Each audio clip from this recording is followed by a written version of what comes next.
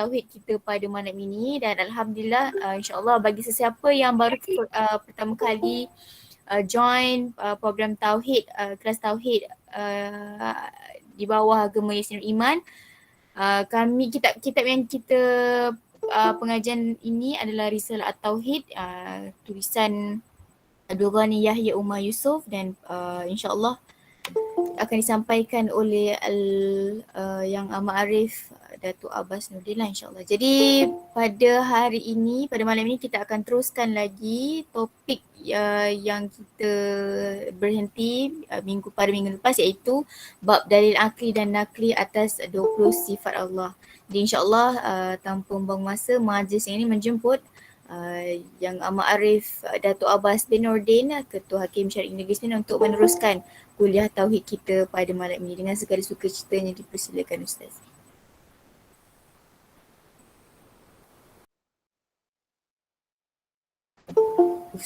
Ustaz unmute boleh? Terima kasih. Assalamualaikum warahmatullahi wabarakatuh. Jelas ya suara saya? Jelas Ustaz. Bismillahirrahmanirrahim. Alhamdulillahirabbil alamin. Wassalatu wassalamu ala asyrafil anbiya'i wal mursalin wa ala alihi wa sahbihi ajma'in. Apa? Nak tahu buku sadri Rabbi shrah li sadri wa yassir li amri wa hlul 'uqdatam min lisani yafqahu qawli. Subhanaka la ilma lana illa ma 'allamtana innaka antal alimul hakim. ولا حول ولا قوة إلا بالله العلي العظيم ولا حول ولا قوة إلا بالله العلي العظيم ولا حول ولا قوة إلا بالله العلي العظيم. Terima kasih kepada pengacara majlis yang saya hormati. Tanya buku surat berapa? Muka surat berapa dalam Risalah Tauhid? Dalam kitab Jawi muka surat 38 ya. Okay, terima kasih. Alhamdulillah, syukur pada Allah yang saya hormati, barisan kepimpinan Gema Yasin Nur Iman dan juga Yayasan Bina Insan, Datuk Seri, Datuk-Datuk, Datin-Datin, Tuan-Tuan dan puan-puan yang dikasihi sekalian.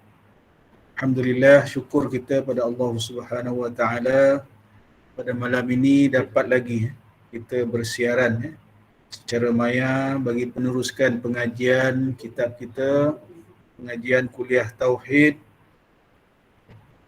berdasarkan kitab Risalatul Tauhid yang disusun oleh Syekh Abdul Ghani Yahya dan juga Syekh Umar Yusof. Mudah-mudahan Allah SWT memanfaatkan bagi mereka berdua ilmunya kepada kita dunia dan akhirat, insya-Allah.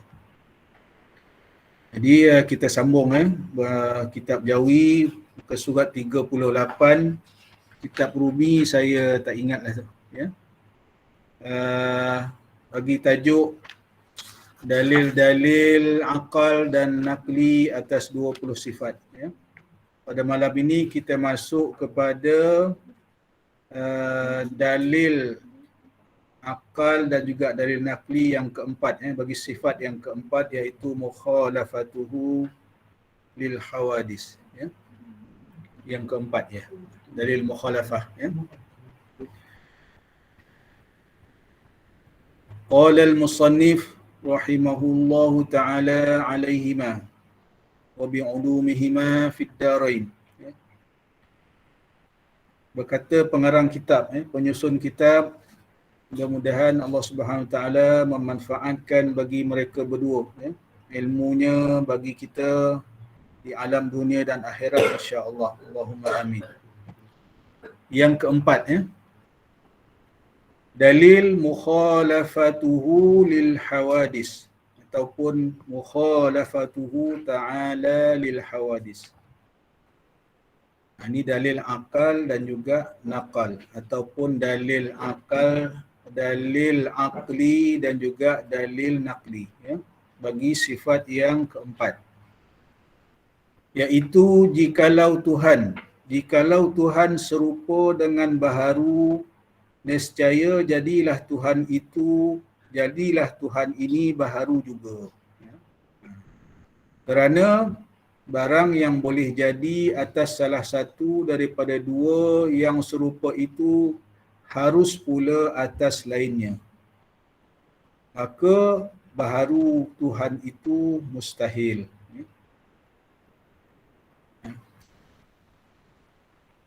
Dalil mukhalafah lil hawadis, iaitu jikalau Tuhan serupa dengan yang baharu, nescaya jadi Tuhan itu baharu. Apa maksud mukhalafah? Mukhalafah lil hawadis, bersalah-salahan. Tuhan Allah Subhanahu wa taala dengan segala yang baharu, lil hawadis. Apa maksud hawadis? Jamak bagi hadis. Apa maksud hadis? Hadis artinya yang baharu. Apa maksud yang baharu? Makhluk. Apa maksud makhluk? Yang dijadikan. Termasuk dalam makhluk iaitu alam ini.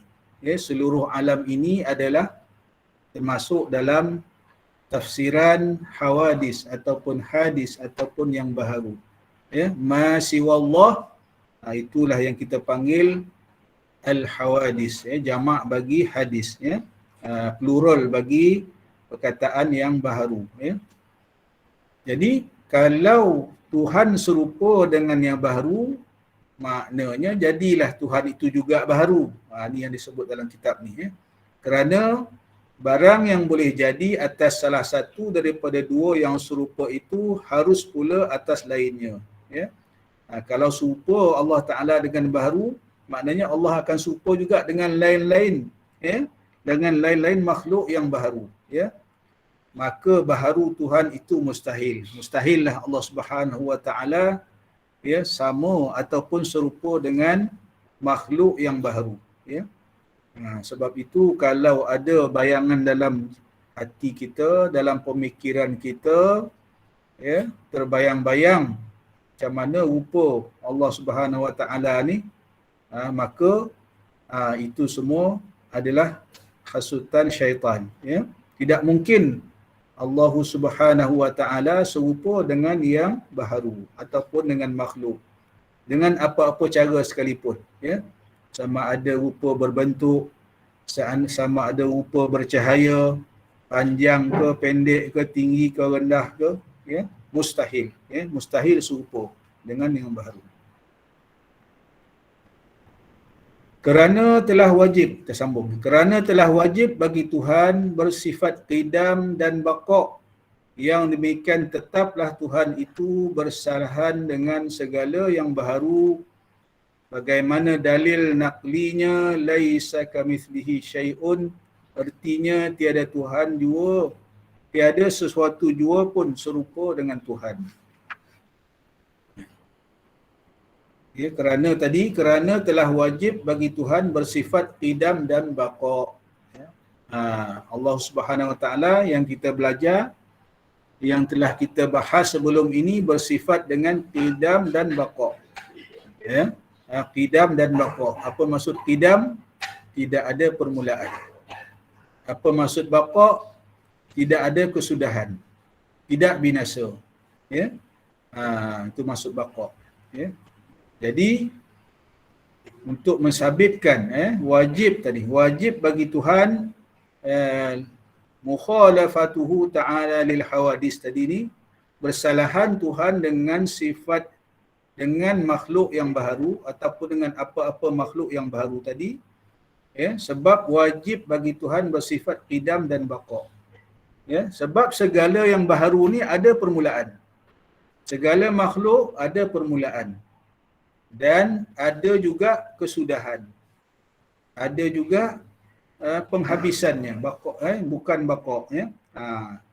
Jadi nak dapat kita faham di sini mukhalafatuhu tadi, dalil akalnya, kalau maknanya Tuhan serupa dengan makhluk yang baharu, maka Tuhan tu dengan sendirinya tidak bersifat qidam dan baqa'. Mustahil lah. Jadi apabila Allah Subhanahu wa taala bersalahan, tak sama dengan segala makhluk yang baharu, yang selain daripada Allah Subhanahu wa taala, maka akan mensabitkan ya sifat Allah Taala sebelumnya iaitu qidam dan baqa. Ya, Allah Taala tak ada permulaan, ya, dan juga tidak ada kesudahan, ya. Yang demikian tetaplah Tuhan itu bersalahan dengan segala yang baru, sebab yang segala yang baru tadi ada permulaan, ya, tidak bersifat qidam ataupun tidak bersifat qadim, ya, dan yang baru tadi tidak bersifat baqa, ya. Bagaimana dalil naqlinya? Ni dalil naqli maknanya dalil Quran lah, ya. Laisa kamislihi syai'un, ya. Ni ada sebut dalam Quran, ya. Artinya tiada sesuatu jua pun serupa dengan Tuhan, ya. Jadi kita dapat faham ni yang kita nak pegang betul-betul ni, ya. Maknanya Tuhan tidak serupa dengan apa benda pun, sama ada yang kita terbayang ataupun kita tak terbayang, ya. Sama ada yang kita terfikir ataupun yang tidak terfikir, ya. Laisa kamislihi syai'un. Ni antara sifat 20 yang menjadi sandaran utama kita, ya, supaya kita dapat mengenal Allah Subhanahu Wa Taala, ya. Laisa kamislihi syai'un. Allah Taala tu tak serupa dengan segala yang baru. Dia tak serupa tu macam mana? Macam itulah, mana tak serupa. Kalau ada bayangan dalam pemikiran kita, itu bukan. Kalau ada dah terbayang dalam pemikiran, itu bukan. Kenallah tu, ya. Itu maksudnya dapat kita faham, akal kita dapat buat kesimpulan begitu, maka fahamlah kita, ya. Tak ada permulaan tadi tu, ya, wajib, ya. Kita wajib bagi Tuhan bersifat qidam, tak ada permulaan, dan baqa, tidak ada kesudahan, tidak binasa, ya. Dapat kita faham ni, ya, Allah Ta'ala zat yang bersifat wajibal wujud, ya, dengan sifat qidam dan baqa'nya, dan laisa kamislihi syai'un, ya, mukhalafatuhu ta'ala lil hawadis. Dapat kita faham ni betul-betul, dapat kita pegang sampai mati, insya-Allah. Maknanya kita kenal dah tu, ya, kenallah Allah Subhanahu Wa Ta'ala. Memanglah kita tak nampak, ya, tapi kita faham ni, dapat ambil kesimpulan ni, Allah Ta'ala tu tak serupa. Sebab yang kadang-kadang ada bermain di fikiran kita ataupun dengan gangguan-gangguan syaitan ni, terfikir-fikir macam mana Allah Ta'ala ni, ya. Dia tak bertempat, tidak mengambil ruang, ya, tidak ada permulaan, tidak ada kesudahan, ya. Jadi kalau kita nak fikir, sebab itu dilarang kita memikir tentang kejadian ataupun mengenai zat Allah Subhanahu Wa Taala. Kita dilarang, kita takkan sampai akal kita. Kita faham begitu sudah, ya. Maknanya kita faham Allah Taala ni zat dia tak sama macam zat makhluk, ya. Zat makhluk ada permulaan, ada bentuk dia, ada tinggi, ada yang rendah, ada yang cacat, ada yang sempurna. Kalau manusia lah, ya. Kalau makhluk yang halus, ya, yang kita bicara tentang jirim tadi kan, makhluk ni dia jirim arat, itu makhluk. Allah Ta'ala, zat Allah Subhanahu Ta'ala bukan jirim, bukan arat, bukan benda ketul, dan juga bukan sifatnya yang bergantung pada benda tadi tu, ya. Ingat lagi, ya, jirim arat ni kita kena faham betul-betul ni, ya. Jirim arat, semua segala kejadian di alam ini semuanya terdiri daripada jirim dan arat. Cuma jirim tu ada dua bentuk, jirim yang katif, jirim yang latif. Yang katif berbentuk pepejal, dapat kita pegang, dapat kita rasa, dapat kita sentuh. Itu jirim yang katif. Jirim yang latif ini tak dapat kita nak pegang. Contohnya saya beri dulu udara, kan? Udara kita nak pegang pun tak boleh, ya. Itu jirim yang latif, ya. Dan sifat yang menumpang pada jirim, ringan ke, warna ke, tinggi ke, rendah ke, itu arat dia, sifat dia, ya. Jadi Allah Subhanahu Ta'ala bukan jirim, bukan arat, ya. Mukhalafatuhu ta'ala lil hawadis, bersalahat, ya, tak serupa. Ni dalil tadi ni menguatkan lagi lah ya. Laisa kamitslihi syai'un, artinya tiada suatu jua pun serupa dengan Tuhan. Dapat kita faham ni insya-Allah. Ya, kita simpul ataupun kita pegang, ya, kita pegang betul-betul dalam pemikiran kita, dalam hati kita, ya, mukhalafatuhu ta'ala lil hawadis ni kita faham Allah Taala tak serupa dengan makhluk. Dapat kita faham tu insya-Allah. Ya, kita pegang sampai mati insya-Allah. Ya. Itu dalil yang keempat, ya. Okay, kita pindah kepada yang kelima, ya. Insya-Allah mudah-mudahan boleh faham lah tu kan. Insya-Allah, ya. Yang kelima.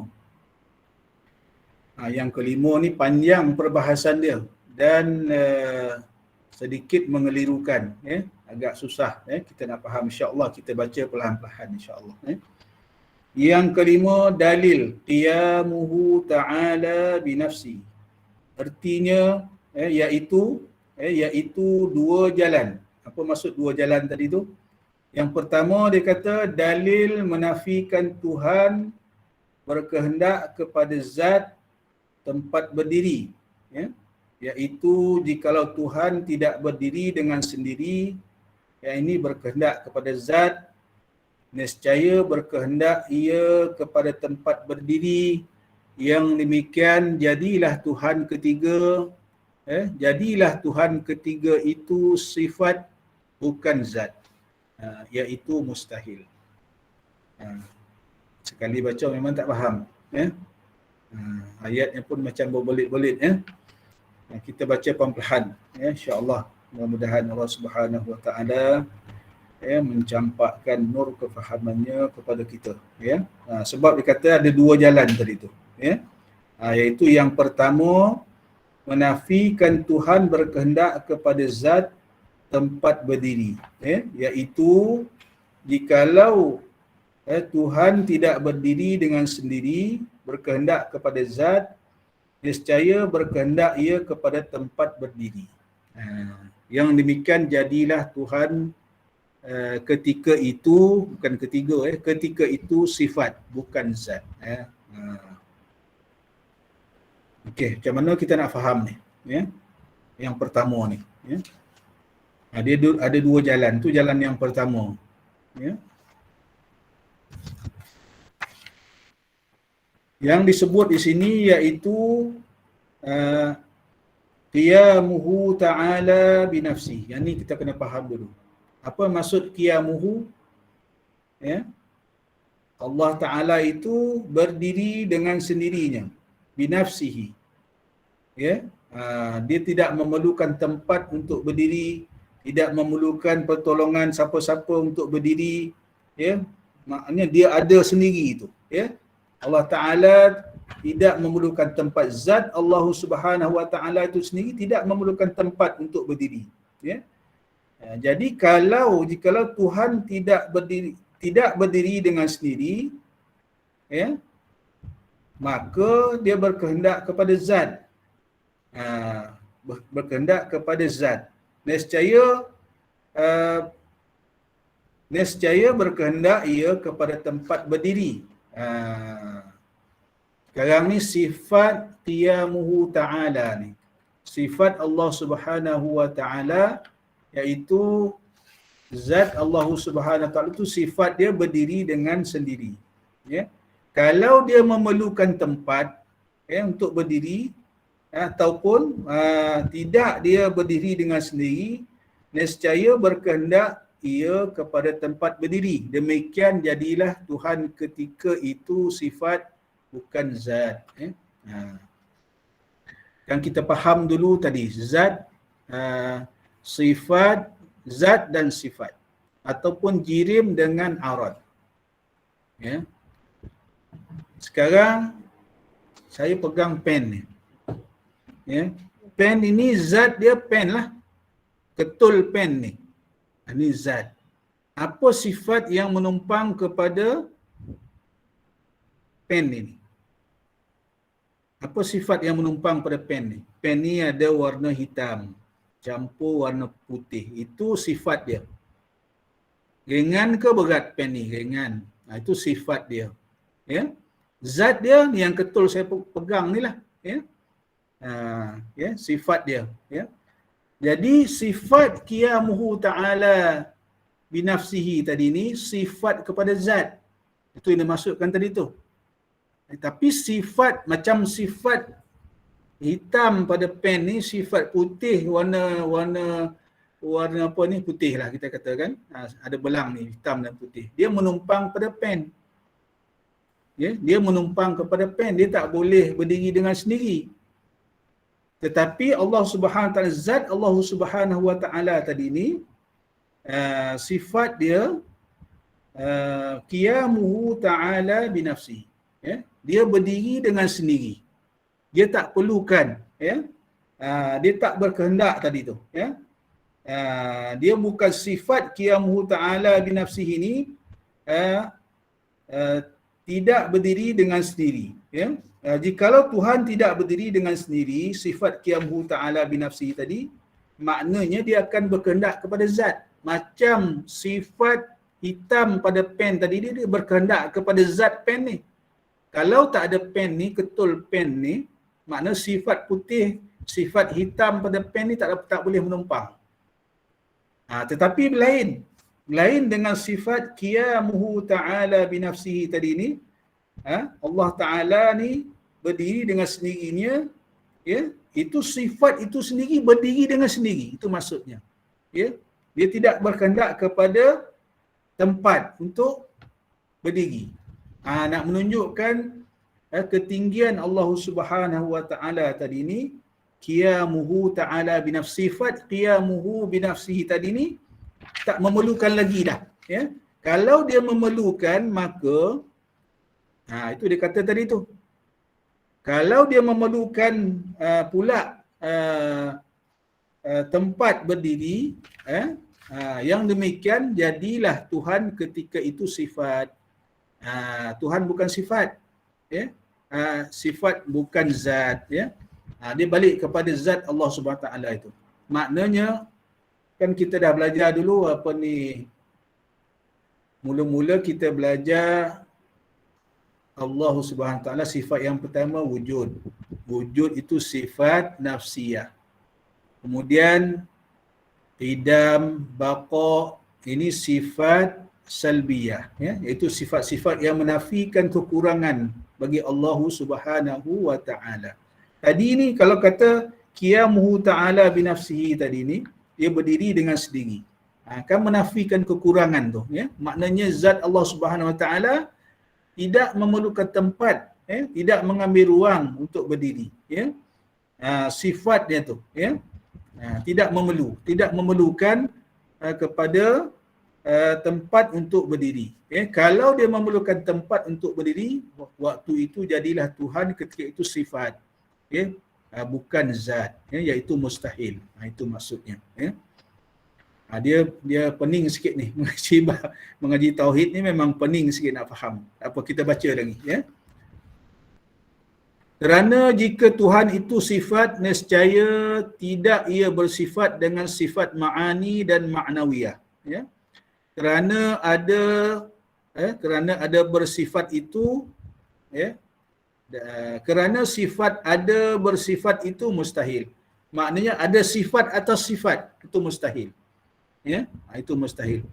Padahal zat Tuhan wajib baginya bersifat dengan sifat ma'ani dan ma'nawiyah. Yang demikian bukanlah ia sifat, maka tetaplah ia zat yang kedua, ya. Tetaplah ia zat, ya. Saya ulang balik. Kerana jika Tuhan itu sifat, nescaya tidak ia bersifat dengan sifat ma'ani dan ma'nawiyah, kerana sifat yang ada bersifat itu mustahil, ya. Padahal zat Tuhan wajib baginya bersifat dengan sifat ma'ani dan ma'nawiyah. Yang demikian bukanlah ia sifat, maka tetaplah ia zat, ya. Ini yang membezakan kita i'tiqad Ahlus Sunnah wal Jamaah, ya, dengan i'tiqad yang lain, contohnya Mu'tazilah, ya. Kita nak faham ni. Ni nak kena dengar betul-betul ni. Ya, nak membezakan. Orang Mu'tazilah dia tak pakai sifat 20. Dia hanya memaham zat itulah. Ya, zat Allah Subhanahu Taala tu satu tu saja. Yang Maha berkuasa. Ya. Dia yang Maha wujud yang tu satu saja dia guna, ya. Sifat qidamnya, sifat baqanya dia tak pakai yang tu. Ya. Dia tak pakai dia yang tu pakailah. Dia tak pakai sifat-sifat ma'ani tadi ni. Sifat-sifat ma'ani ni dia tak guna. Orang di mazhab Mu'tazilah ni. Apa sifat-sifat ma'ani yang kita belajar? Qudrat, iradat. Allah Ta'ala tu zatnya bersifat qudrat. Orang Mu'tazilah dia menyandarkan, dia tak pakai, dia tak ada pecahan qudrat, iradat, ilmun, hayat, sama', basar, kalam tu, 7 sifat ma'ani itu, dia tak pakai, dia hanya pakai zat itu. Zat itulah yang bersifat 7 tu. Macam kita asingkan. Ya? Ini wajib sifat 7 sifat ma'ani yang kita panggil sifat-sifat wujudiyah. Sifat-sifat wujudiyah maknanya yang wajib wujud pada zat Allah Subhanahu Wa Taala. Berbanding dengan pahaman Mu'tazilah, dia hanya bersandarkan kepada zat. Zat itulah yang berkuasa. Memanglah zat itu yang berkuasa. Ya, tetapi kita i'tiqad Ahlussunnah wal Jamaah, kita beriman dengan sifat-sifat ma'ani tadi ni,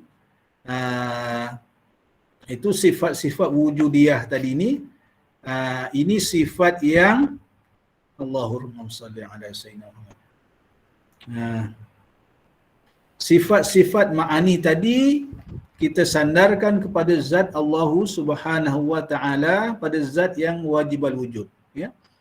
Cumanya yang Mu'tazilah tadi ni dia tak pecahkan, ya. Dia berpahaman bahawa sifat-sifat ma'ani tadi ni bukan sifat yang qadim. Itu satu yang kita nak bezakan. Ya. Yang qadim dia kata hanya zat Allah Subhanahu Wa Taala. Itu perbezaan kita dengan mazhab Mu'tazilah dan lain-lain mazhab yang lain ni. Sebab itu disebut dekat sini, ya. Kita baca kat situ. Padahal zat Tuhan wajib baginya bersifat dengan sifat ma'ani dan ma'nawiyah. Itu beza kita dengan mazhab lain ni. Yang sifat Allah Subhanahu Wa Taala, sifat yang 20 ni semuanya qadim. Itu. Tetapi orang Mu'tazilah dia mengimani hanya zat Allah Subhanahu Wa Taala yang qadim. Bukan sifat-sifat ma'ani itu. Ya, sifat ma'ani dan ma'nawiyah tadi tu. Ya. Kaunuhu qadiran sampai habis tu. 7 sifat ma'ani, 7 sifat ma'nawiyah tadi tu. Itu beza kita, ya. Jadi kita kena pegang betul-betul ni, ya. Jadi kalau dia kata kat sini, ya, yang demikian, okey, mana tadi tu? Padahal zat Tuhan wajib baginya bersifat dengan sifat ma'ani dan ma'nawiyah. Yang demikian bukanlah ia sifat, maka tetaplah ia zat. Tetaplah ia zat, ya. Jadi itu beza kita dengan pahaman Mu'tazilah, ya.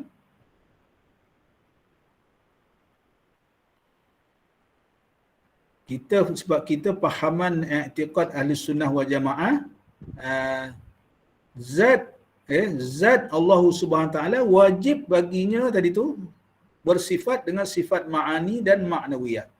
Orang Mu'tazilah dia tak pakai ni. Dia tak pakai. Dia pakai hanya zat Allah Subhanahu Taala itu saja. Ya. Dia tak ada lagi maknanya sifat ma'ani yang 7 tu bukan qadim. Ini beza kita, ya. Beza kita dengan i'tiqad Mu'tazilah, ya. Mazhab Mu'tazilah. Yang kedua, ni tu jalan yang pertama tadi tu. Jalan yang pertama tadi menafikan Tuhan berkehendak kepada zat tempat berdiri tadi.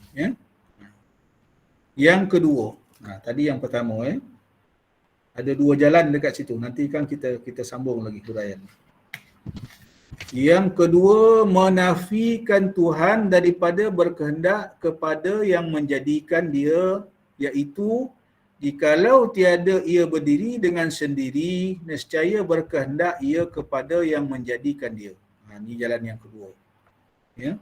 Ini akalnya, maknanya kalau Allah Subhanahu Wa Taala tu berkehendak kepada tempat berdiri, nescaya berkehendak ia kepada yang menjadikan dia.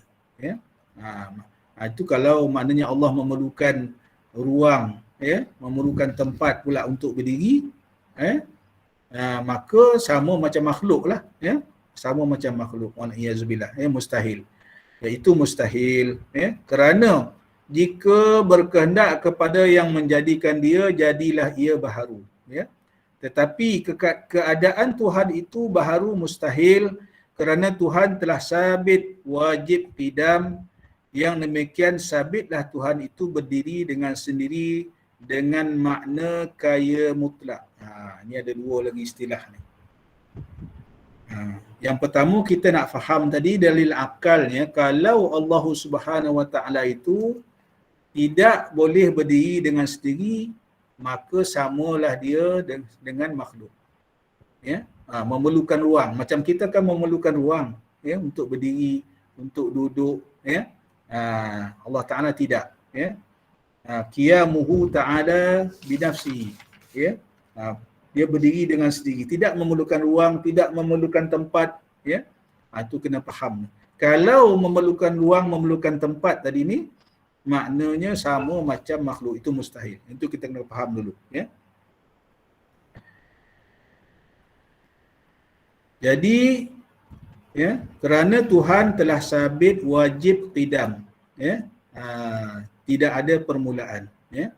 Yang demikian sabitlah Tuhan itu berdiri dengan sendiri dengan makna kaya mutlak. Bila kita faham Allah Ta'ala tadi, qiyamuhu ta'ala binafsihi, Allah Ta'ala berdiri dengan sendirinya, maka mensabitkan Tuhan itu berdiri dengan sendiri dengan makna kaya mutlak. Apa maksud kaya mutlak ni? Terkaya daripada tempat berdiri dan terkaya daripada yang menjadikannya. Nanti kita akan belajar ni. Sifat-sifat istighna. Allah Ta'ala terkaya. Terkaya macam mana ni? Terkaya makna terkaya mutlak. Terkaya maknanya tak terhingga tu, maksudnya tak terhingga. Macam kalau kita kata orang tu orang kaya, dia ada dia punya batas dia. Sebab kalau sebut siapa yang paling kaya dalam dunia ni, Raja Saudi, ada lagi orang paling kaya pada dia. Jadi walaupun dia mendakwa, mungkin ada orang yang mendakwa dia paling kaya dalam dunia, tapi ada batasan dia, kekayaan dia tu. Kaya mutlak, terkaya ni Allah Subhanahu Wa Taala bersifat dengan sifat istighna, itu kita panggil kaya mutlak. Terkaya daripada, kalau dalam bab mukhalafatu qiyamuhu ta'ala binafsihi ni, maknanya terkaya Allah Ta'ala daripada tempat berdiri. Tak perlukan tempat. Macam mana pula Allah Ta'ala tu boleh berdiri, tak perlukan tempat, tak perlukan ruang? Memang tak sampailah akal kita kalau kita nak fikir. Kita faham sudah sebab apa tak perlu tempat, tak perlu ruang untuk berdiri, sebab Allah Ta'ala tadi mukhalafatuhu lil hawadis. Tak sama macam makhluk. Dia balik ke situ.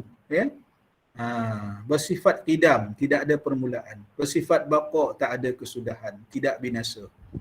Dapat kita kaitkan semua tadi tu, dapat insya-Allah kita faham. Terkaya daripada tempat berdiri dan terkaya daripada yang menjadikan. Tak perlu. Maknanya apabila terkaya ni maksudnya tak perlu. Tak perlu orang dah. Tak perlu apa-apa pun. Tak perlu bantuan siapa-siapa pun. Itu maksudnya. Ini nanti kita faham, kita akan belajar pula nanti sampai kepada sifat-sifat istighna. Ada 11 sifat. Ya. Dan juga sifat-sifat iftiqar. Nanti kita insya-Allah dah sampai situ, insya-Allah kepahaman kita insya-Allah akan lebih kukuh lagi insya-Allah. Ya. Mana tadi ya? Adapun kaya jirim. Jirim arat ingat lagi ya. Adapun kaya jirim itu cuma kaya muqayyad. Betul ya? Kaya jirim ya? Betul. Dalam bumi betul ya. Dia ada kaya mutlak. Ni kaya jirim ni dia kata cuma kaya muqayyad. Yang ini terkaya daripada satu pihak jua, iaitu terkaya daripada tempat berdiri tetapi tiada terkaya pada satu pihak yang lain, iaitu tiada terkaya daripada yang menjadikannya. Berbalik-balik ayat ya. Terkaya daripada satu pihak jua, iaitu terkaya dari, ini jirim tadi ni, bab jirim ya, yang saya pegang pen ni. Nanti saya terangkan ya. Adapun kaya jirim itu cuma kaya muqayyad, iaitu apa maksud kaya muqayyad tadi ni? Dia nak sebutnya apa maksud jirim tadi ni, kaya muqayyad ni, dia nak sebutkan berkaitan dengan jirim dan arat tadi. Ya? Jirim berdiri dengan sendiri. Bukan tak ada yang menjadikannya. Nak contoh pasal pen ni. Contoh pen ni. Sekarang siapa perlukan siapa? Jirim ke perlukan arat atau arat perlukan jirim?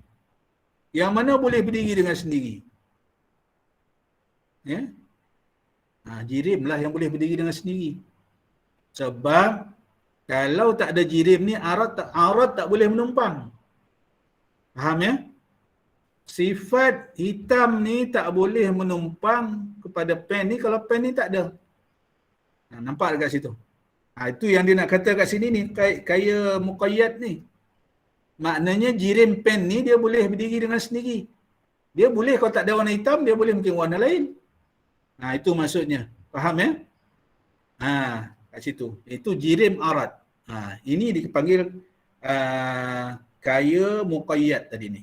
Ya? Nak sebut tadi. Jirim ni kaya muqayyad. Ya? Tetapi dia sebut tadi ni, jirim ni walaupun dia kaya muqayyad, nak bezakan dengan kaya mutlak Allah Ta'ala tadi ni, terkaya daripada satu pihak jua. Iaitu terkaya daripada tempat berdiri tetapi tiada terkaya pada satu pihak yang lain, itu tiada terkaya daripada yang menjadikannya. Okey.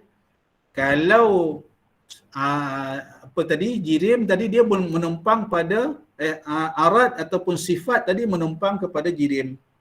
Ya. Walaupun jirim tadi di pen ni boleh dia berdiri dengan sendiri, badan dia ni, ya, dia berdiri dengan sendiri, dia tidak memerlukan arat. Arat yang memerlukan dia untuk menumpang. Sifat tadi ni, color tadi ni menumpang kepada pen. Pen tak perlukan kepada arat. Dia boleh berdiri sendiri. Ya, apa bentuk dia lah, ya. Sebab itu dia kata dekat sini, walau itu panggil kaya muqayyad tadi, walaupun dia boleh berdiri dengan sendiri tetapi dia tidak terkaya juga. Sebab dia perlu kepada yang menjadikan dia, ya. Tidak terkaya daripada yang menjadikan dia, perlu juga. Pen ni pun dia tak boleh berdiri sendiri juga. Pada hakikatnya tak boleh juga. Sebab dia memerlukan orang yang mencipta dia. Ini kita panggil kaya muqayyad tadi ni. Ya. Itu nak beza. Sebab tu faham, mustahak kita faham jirim arat tadi tu. Bila kita faham jirim arat tu, kita boleh faham apa maksud kaya mutlak dan kaya muqayyad tadi tu. Ya. Saya bagi faham yang mustahak kata kunci tadi, siapa memerlukan siapa? Jirim memerlukan arat ke arat memerlukan jirim? Sifat memerlukan zat ke zat memerlukan sifat? Untuk dia bergantung. Ya, sudah tentulah sifat yang memerlukan zat. Zat pen ini tak perlu kepada sifat, tapi sifat tadi memerlukan pen ni. Kalau pen ni tak ada, sifat tak boleh menumpang. Nampak? Itu maksudnya tadi tu. Itu kaya muqayyad, ya. Walaupun dia terkaya dekat situ, cuma terkaya satu pihak tu sajalah. Dia bagi satu pihak tu saja yang dia terkaya, maknanya sifat tadi, ya, dia memerlukan jirim tadi ni, zat pen tadi ni untuk menumpang. Ya, walau bagaimanapun kata pengarang ni tadi ni nak faham, nak beza dengan kaya Allah Subhanahu Wa Taala, pen tadi ni, zat tadi ni masih dia memerlukan orang yang menciptakan dia, menjadikan dia. Ya, masa boleh nampak dah sikit-sikit tu kan, insya-Allah. Ya. Ustaz, Ya. kesimpulannya Ya. untuk nak faham mudah, Allah Ta'ala itu hanya kaya mutlak, tidak kaya Ya, muqayyad. betul. Itu beza tadi tu. Itu dia panggil sifat-sifat istighna tu. Ya. Ya, terkaya. Dia tak perlukan apa pun. Ya. Kaya tak nak cerita kaya Allah Taala, tak kayanya. Kalau kita tak semayang pun tak ada hal lah, maknanya bagi Allah Taala lah. Tak ada satu kerugian pun. Kalau kita tak beribadat tak ada satu kerugian pun. Allah Ta'ala tetap terkaya. Itu maksudnya. Ya? Sebab itu kita kena faham bila baca ayat surah Az-Zariyat ayat 56. Wa ma khalaqtul jinna wal insa illa liya'budun. Ya? Tidak Allah Ta'ala jadikan jin dan manusia hanya untuk beribadah kepadaku. Nak kena tafsir betul-betul ayat tu. Bukannya maknanya Allah Ta'ala ni perlukan kita beribadat. Ayat tu maksudnya. Yang perlunya kita ni kena beribadat kepada Allah Subhanahu Wa Taala. Bukan Allah Ta'ala perlukan ibadat kita. Allah Ta'ala ciptakan kita ni manusia dan jin untuk beribadat. Bukan Allah Ta'ala perlu kat situ. Tafsir kena betul tu. Ya. Kadang-kadang orang baca tafsir tak betul. Ya. Sebab kalau Allah Ta'ala perlukan ibadat kita dan jin ni beribadat pada dia, dia jadikan menafikan sifat istighna, sifat terkaya Allah Ta'ala tadi tu. Nampak itu kita kena pegang betul-betul. Itu i'tiqad kita ahli sunnah wal jamaah. Ya. Dah nampak dah tu kan, insya-Allah, mudah-mudahan. Ustaz boleh tanya, Ustaz Datuk? Ya.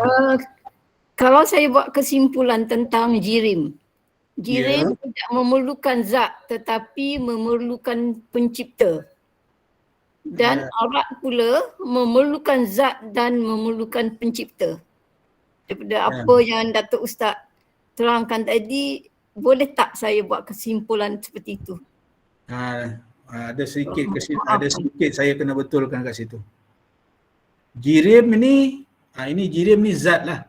Ya. Ini bukan cerita zat Allah SWT ni. Ini kita nak mudah faham tadi, saya nyatakan zat benda. Zat benda tu jirim lah. Macam zat zat handphone ni. Inilah handphonenya, jirimnya. Jirim handphone ni, zat handphone ni. Itu jirim. Ya. Apa arat dia? Apa sifat dia? Dia pecah dua tu, maknanya kalau zat ada sifat, maknanya zat ada sifat. Maknanya sifat menumpang kepada zat. Ya, macam sifat ma'ani tadi ni wujud pada zat Allah Subhanahu Wa Taala. Itu kalau kita nak boleh fahamnya lah, nak mudah fahamnya. Sifat wujud pada zat.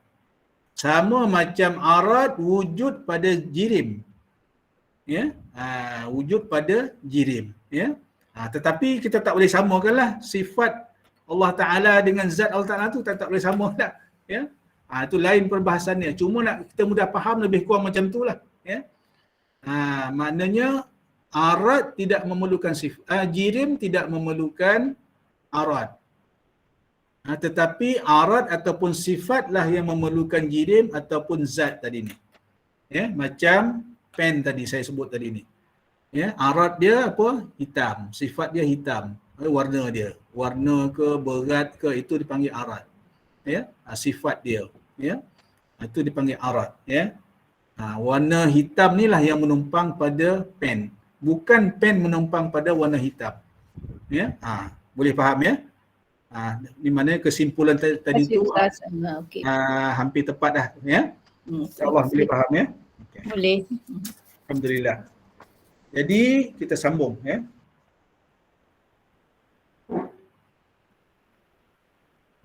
Okey ya. Mana tadi? Maka dalil naklinya. Itu tadi dalil akal ya. Tadi. Dalil naklinya innallaha laghaniyun 'anil 'alamin. Surah Ankabut ayat 6. Apa maksudnya? Iaitu bahawa Allah Ta'ala itu terkaya daripada sekalian alam. Ya, Allah Ta'ala tak memerlukan alam ini. Alam inilah yang memerlukan Allah Ta'ala. Nanti kita belajar itu sifat-sifat iftiqar. Ya. Kita makhluk inilah yang memerlukan Allah Ta'ala. Itu nanti sifat-sifat iftiqar. Ada 11 sifat-sifat istighna, ada 9 sifat-sifat iftiqar. Nanti kita akan sampai insya-Allah dalam kitab ni. Ya.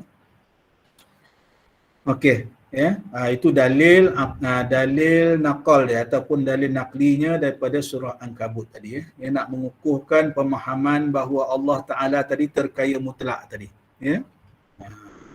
Terkaya secara mutlak, bukan muqayyad. Muqayyad ni maknanya ada batasan lah, ya. Macam jirim pen dengan sifat pen tadi ni, ya. Ataupun jirim dan arad tadi. Boleh kita sambung ya. Sikit lagi. Yang keenam, ya, sifat yang keenam dalil wahdaniyah, ya. Bagi Allah Taala, dalil akal dia, ya. Wahdaniyah, apa maksud wahdaniyah? Ya. Dalil wahdaniyah bagi Allah Ta'ala iaitu kiranya tidak Tuhan itu esa ataupun tunggal, nescaya tidak ada alam ini, ya. Kerana lazim Tuhan lemah ketika itu, padahal alam telah ada, maka nyatalah Tuhan itu esa ataupun tunggal, ya. Wahdaniyah. Kita bahas dulu wahdaniyah. Allah Ta'ala ni tunggal.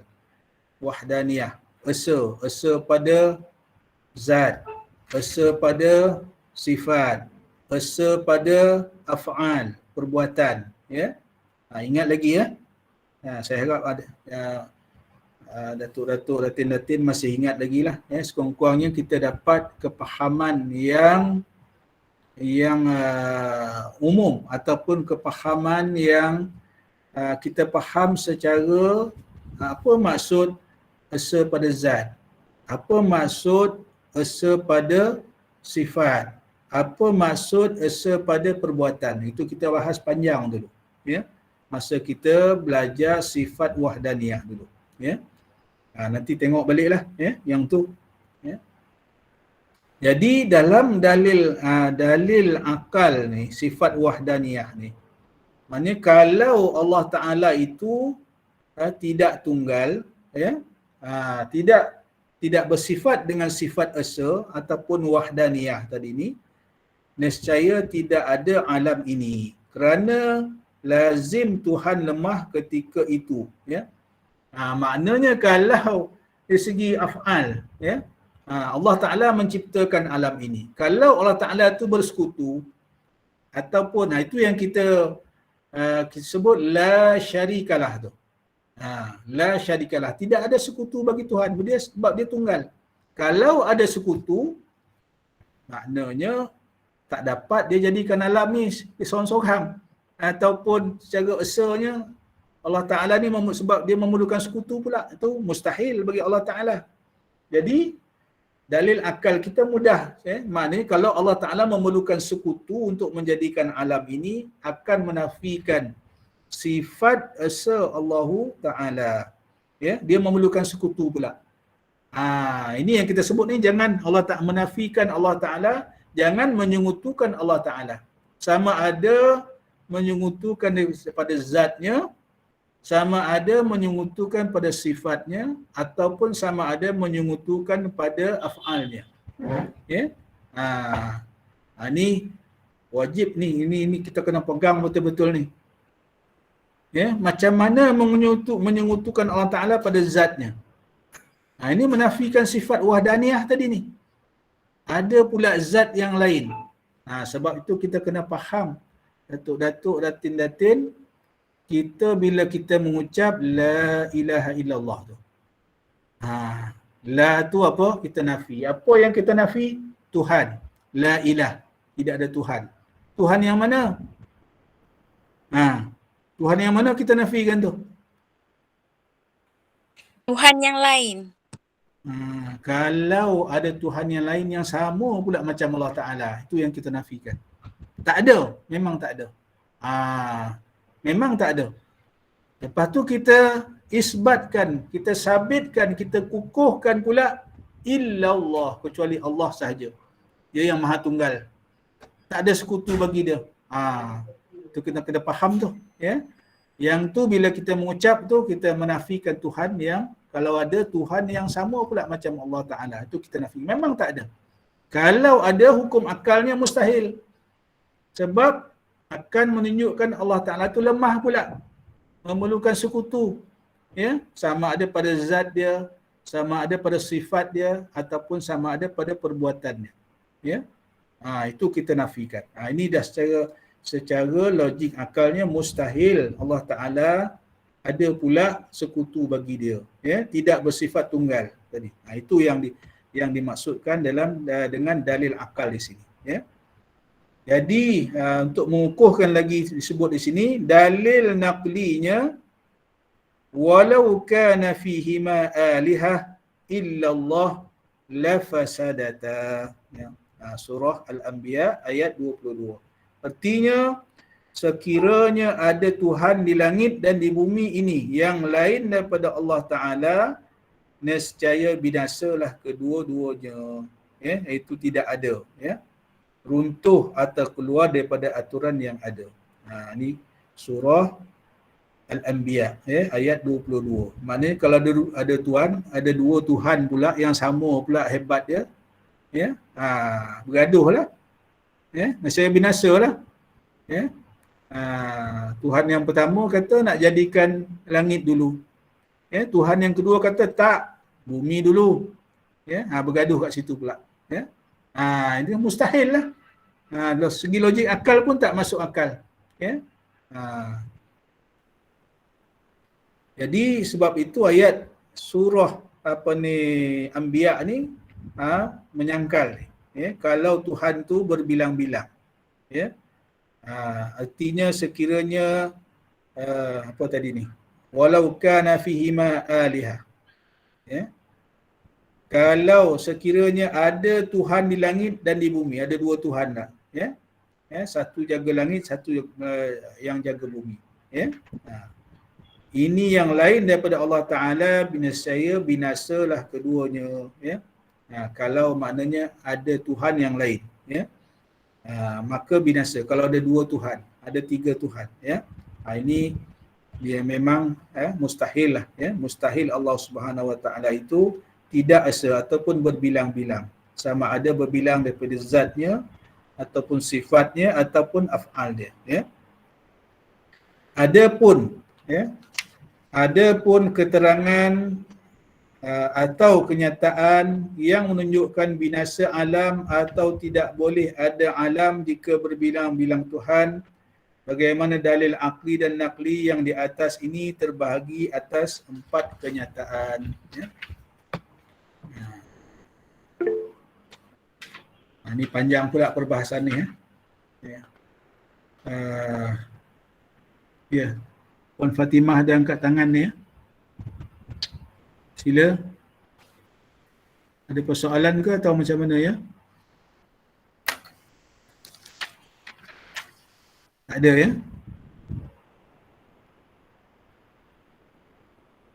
Puan Fatimah Osman ni, ya? Datin Nema ke bukan? Ya, bukan, ya? Okey. Jadi jam dah pukul 9. Kalau ada ni, saya ingat kita berhenti di situ dulu. Sebab pecahan yang kita baca tadi tu, ya.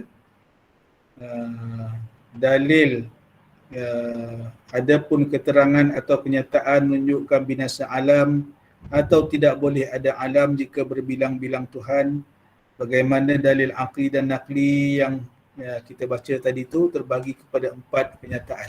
Ya. Ingat kita berhenti di situ dulu.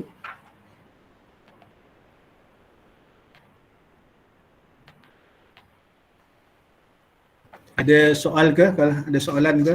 Kalau boleh saya jawab, kalau saya tak boleh jawab, saya minta tangguhlah. Ya.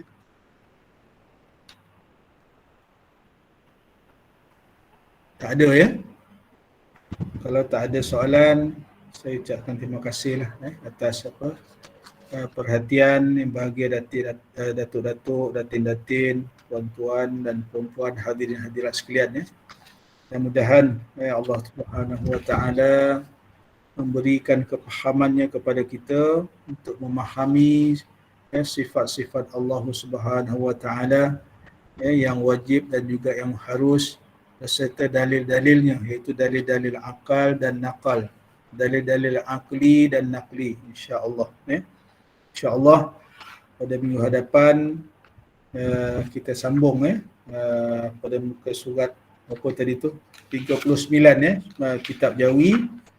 Ada pun keterangan atau kenyataan yang menunjukkan binasa alam atau tidak boleh ada alam jika berbilang-bilang Tuhan.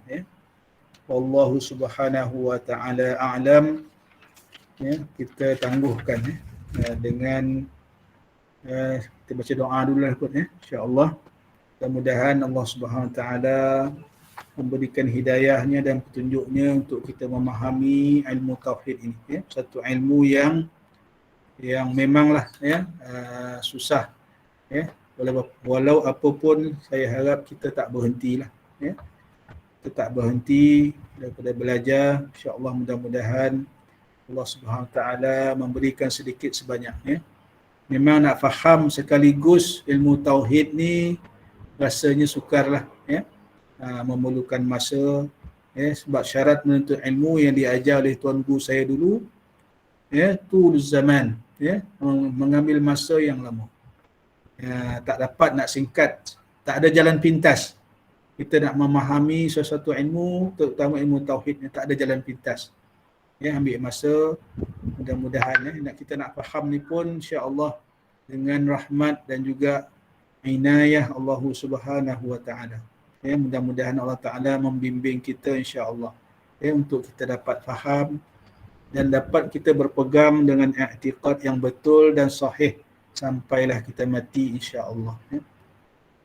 A'udzubillahi minasyaitonirrajim. Bismillahirrahmanirrahim. Alhamdulillahi rabbil alamin wassalatu wassalamu ala asyrafil anbiya'i wal mursalin wa ala alihi wa sahbihi ajma'in. اللهم افتح علينا حكمتك وانشر علينا من خزائن رحمتك يا أرحم الراحمين. اللهم فقهنا في الدين وعلمنا التأويل واهدنا صراطك المستقيم صراط الذين أنعمت عليهم من النبيين والشهداء والصالحين. اللهم ربنا زدنا علما وارزقنا فهما. اللهم ربنا زدنا علما وارزقنا فهما. اللهم ربنا زدنا علما وارزقنا فهما. ربنا آتنا في الدنيا حسنة وفي الآخرة حسنة وقنا عذاب النار. وصلى الله على سيدنا محمد وعلى آله وصحبه وسلم. Alhamdulillah rabbil alamin. Serah semula kepada pengacara majlis. Baik, amin ya rabbal alamin. Terima kasih diucapkan pada Yang Ma'arif Datuk Abbas bin Nordin di atas ilmu yang dikongsikan pada malam ini, iaitu bab dalil akli dan nakli atas 20 sifat Allah. Dan masya-Allah malam ini kita berjaya mengetahui beberapa penerangan tentang dalil mukhalafatul ulil hawadis, dalil bukti-bukti bagaimana sifat Allah ni qiyamuhu ta'ala binafsihi yang kita belajar dua tadi kan. Itu ada yang golongan Mu'tazilah, ada yang berpegang dia hanya bersandarkan pada zat yang qadim. Itu tak Ustaz? Yang qadim saja. Yang dia tak pegang yang 7, tapi ahli sunnah wal jamaah pegang pada kesemuanya, iaitu yang 7 itulah. 7 tu sama ada sifat ma'ani dan juga sifat ma'nawiyah. Dan juga untuk yang seterusnya iaitu subtopik kita yang ke-6 iaitu dalil sifat wahdaniyah. Kita ada sentuh sedikit. Dan itulah alhamdulillah. Terima kasih sangat diucapkan kepada Yang Ma'arif Dato' Abbas di atas ilmu tadi yang dan penerangan yang jitu. Sebenarnya kita dah pun mengetahui sifat-sifat Allah ni dalam secara tak langsung semasa kita dapat penerangan daripada awal-awal bab iaitu sifat wajib Allah tu kan. Dan Masya Allah, terima kasih sangat kepada semua jemaah yang hadir dan setia hingga ke akhir majlis bagi menjayakan majlis pada malam ini. Semoga istiqamah dalam nak mengaji akidah bersama dengan program Gema Yayasan Iman iaitu ataupun yang paling penting sekali istiqamah dalam mengaji kuliah tauhid yang mana ilmu yang wajib kita fahami. Dan terima kasih juga kepada semua pihak penganjur iaitu Gema Yayasan Iman juga Yayasan Dini Insan Malaysia selaku penganjur bersama, dan saya mewakili pihak penganjur memohon maaf di atas kesalahan yang berlaku sepanjang majlis berlangsung. Dan oleh itu saya menjemput ahli semua para hadirin yang hadir pada malam ini untuk menghadiri pada besok pagi jam 6.40 pagi dalam bacaan Yasin dan tahlil, doa dan tazkirah yang akan dipimpin oleh Al-Fadhil Ustaz Muhammad Zain Juno, insyaAllah. Dan untuk itu saya akhiri majlis kita dengan menjemput sekali lagi Yang Ma'arif Dato' Abbas Nordin untuk menutup majlis kita dengan tasbih kafarah dan suratul Asr. أعوذ بالله من الشيطان الرجيم. بسم الله الرحمن الرحيم. سبحانك اللهم وبحمدك أشهد أن لا إله إلا أنت أستغفرك وأتوب إليك. بسم الله الرحمن الرحيم. والعصر إن الإنسان لفي خسر إلا الذين آمنوا وعملوا الصالحات وتواصوا بالحق وتواصوا بالصبر. السلام عليكم ورحمة الله وبركاته. Waalaikumsalam Terima kasih. warahmatullahi wabarakatuh.